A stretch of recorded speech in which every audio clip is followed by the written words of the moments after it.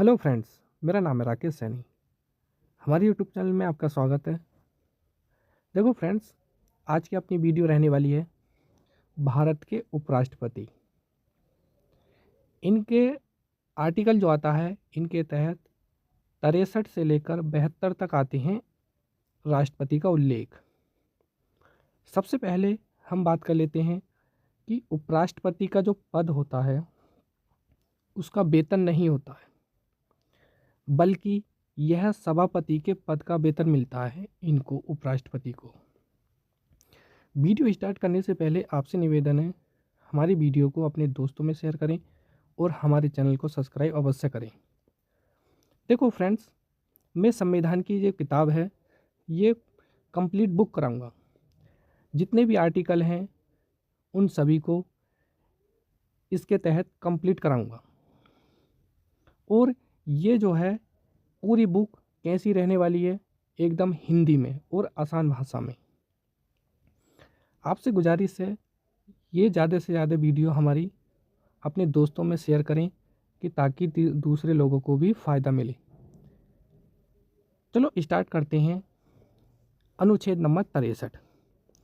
देखो 63 में ये बताई गई है बात कि भारत का एक उपराष्ट्रपति होगा।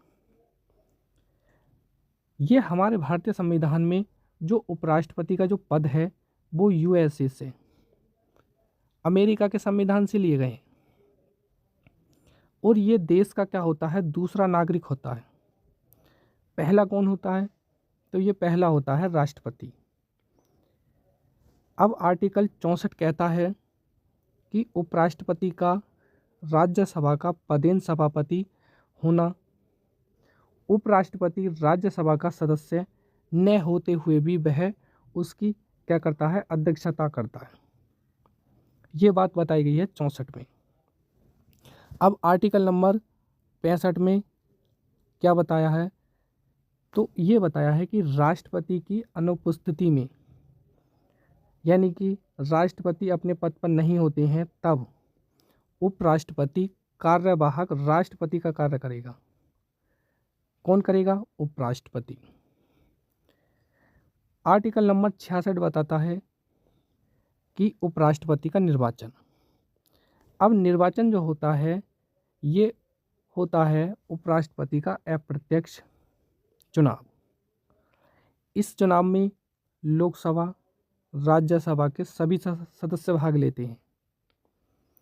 अब इनकी जो जमानत राशि होती है ये 15,000 रुपये होती है, जिसमें जो समर्थन है 20 सदस्य होने चाहिए और प्रस्तावक जो होने चाहिए वो भी कितने होने चाहिए, 20 सदस्य होने चाहिए। अब उपराष्ट्रपति की योग्यता मतलब बनने के लिए, उपराष्ट्रपति बनने के लिए क्या योग्यता होंगी। ये सबसे पहले भारत का नागरिक होना चाहिए, 35 वर्ष की आयु पूरी कर चुका हो और किसी के लाभ के पद पर न हो, और चौथे नंबर पर है वह राज्यसभा का सदस्य बनने की क्या रखता हो, योग्यता रखता हो। आर्टिकल नंबर 66 में ये चीज़ें बताई गई हैं। अब आर्टिकल नंबर 67 क्या कहता है कि उपराष्ट्रपति का कार्यकाल। उपराष्ट्रपति का जो सामान्यतः अगर कार्यकाल की बात करें तो कार्यकाल जो होता है वो 5 वर्ष होता है। यदि 5 वर्ष से पहले राष्ट्रपति को त्यागपत्र देकर ये कार्यमुक्त भी हो सकता है और इसे महाभियोग द्वारा भी हटाया जा सकता है। अब उपराष्ट्रपति के महाभियोग की अगर शुरुआत करते हैं तो ये राज्यसभा द्वारा होता है। ऐसा नहीं है कि लोकसभा से हो, ये केवल राज्यसभा से ही महाभियोग की प्रक्रिया स्टार्ट होगी। अब किस तरीके से महाभियोग लगता है आइए देख लेते हैं। संसद के क्या सदन होते हैं, तो 3 सदन होते हैं, राष्ट्रपति, राज्यसभा और लोकसभा। हम किस पर महाभियोग लगाएंगे, तो उपराष्ट्रपति पर। ये राज्यसभा में 1/4 सदस्य संकल्प लेते हैं कि यदि राष्ट्रपति को हटाना है तब राजी हो जाते हैं। तो ये 14 दिन पूर्व क्या है, सूचना उपराष्ट्रपति को देनी होती है। फिर ये उपराष्ट्रपति स्वयं, ये किसके पास जाता है प्रस्ताव इनका, ये जाता है लोकसभा के पास। अब इस लोकसभा के जो सदस्य हैं वो 2/3 सदस्य मिलकर इस संकल्प को क्या करते हैं, जांचते हैं। अगर ये इस जांचने में ये 2/3 सदस्य किसकी तरफ हो जाते हैं कि उपराष्ट्रपति को हटाना है, तो ये महाभियोग पूर्ण रूप से माना जाएगा। ये इसकी प्रक्रिया होती है उपराष्ट्रपति की हटाने की।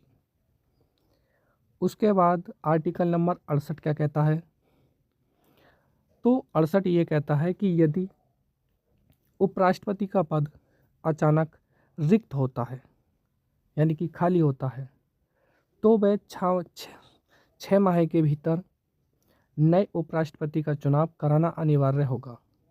ये आर्टिकल नंबर 68 बताता है। 69 में क्या बात बताई गई है कि उपराष्ट्रपति को उसके पद की और गोपनीय की शपथ राष्ट्रपति दिलवाता है। तो उपराष्ट्रपति की जो शपथ है वो आर्टिकल नंबर 69 में है।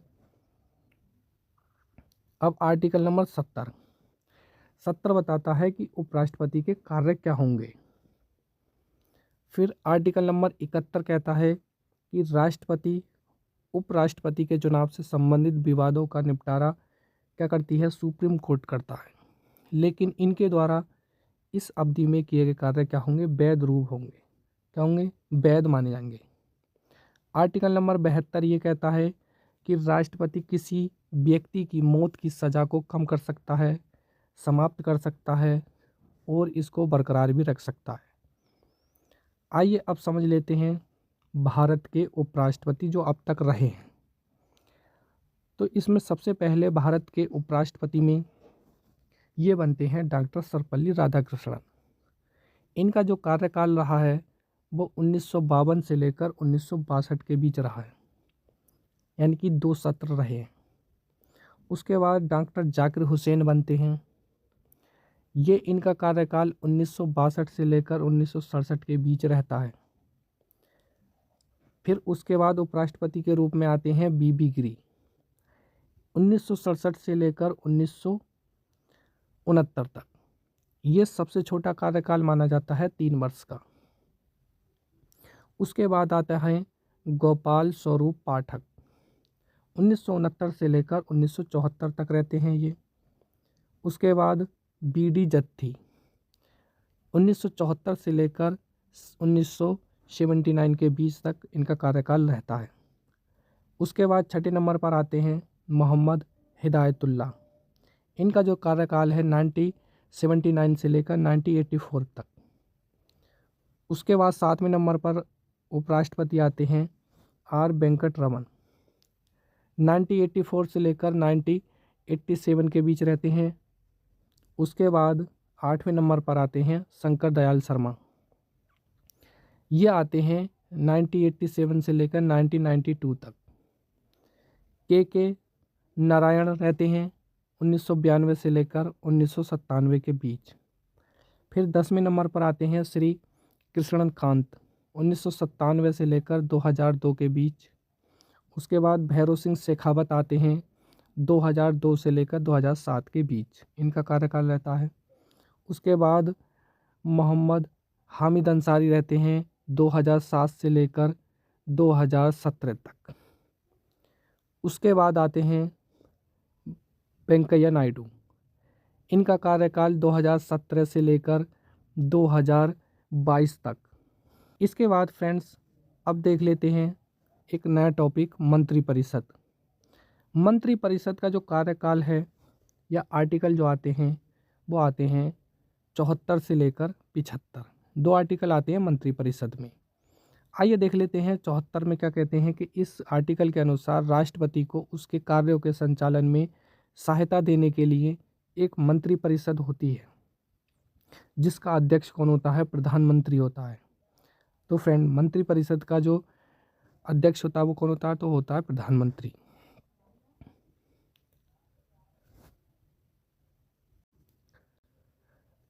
अब फ्रेंड्स देख लेते हैं आर्टिकल नंबर 74। इस अनुच्छेद के अनुसार राष्ट्रपति जो है प्रधानमंत्री की क्या करता है, नियुक्ति करता है तथा प्रधानमंत्री की सलाह पर ही अन्य मंत्रियों की नियुक्ति करता है। ये बताता है आर्टिकल नंबर 75। आइए समझ लेते हैं अब मंत्रियों के प्रकार कौन कौन से होते हैं। तो कैबिनेट मंत्री, राज्य मंत्री और उपमंत्री होते हैं।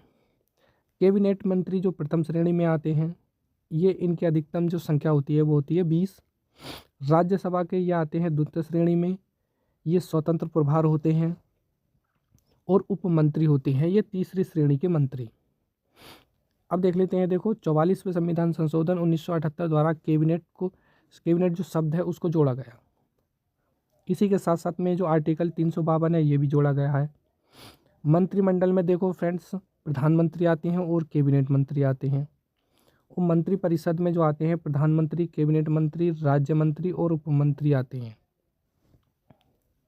मंत्रियों की जो संख्या होती है वो पूर्ण रूप से 2004 में 91वां संविधान संशोधन 2003 के अनुसार मंत्रियों की जो अधिकतम संख्या है वो लोकसभा की कुल सदस्य संख्या का क्या होती है, 15% होती है। तो दोस्तों आज की वीडियो केवल इतनी ही रहेगी। जल्द ही इससे अगली वीडियो लेकर आऊँगा, तब तक के लिए धन्यवाद।